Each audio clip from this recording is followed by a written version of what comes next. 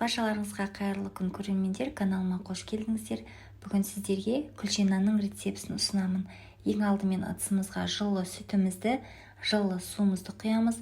Дәміне қарай аз ғана тұз, шекер саламыз. Содан соң құрғақ дрожжымызды салып, жақсылап бір араластырып аламыз.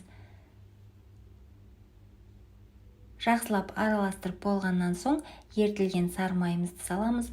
Алдын ала електерін өткізіп қойған ұнымызды салып, жұмсақ етіп қамыр илейміз. Құрметті көрермендер, егер осы рецепт сіздерге ұнап жатса, менің каналымның алға қарай дамуы үшін осы видеоға лайк басып, осы видеоны достарыңызбен бөліссеңіздер, өте қуанышты болар едім.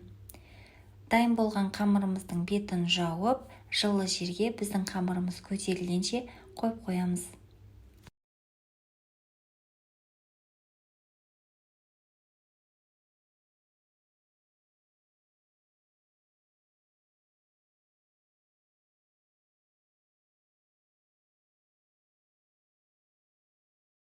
Құрметті көрермендер, көріп тұрғандарыңыздай біздің қамырымыз көтерілді.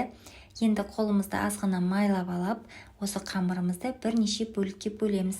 Бөлінген қамырымызды духовканың формасына, яғни листіне салып, тағы да бөлме температурасына 5-10 минутқа бетін жауып қалдырамыз.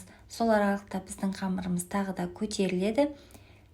5-10 минуттан соң бетін ашып, осы видеода көрсетілгендей етіп қолымызбен ортасын басып шығамыз. Піскен кезде ортасы көтеріліп кетпеу үшін вилкамен басып шықсаңыздар да болады. Бетіне жұмыртқаның сары-уызын жағамыз. Қаласаңыздар күнжіт, қара күнжіт сепсеңіздер болады. Мен макс сеуіп жатырмын.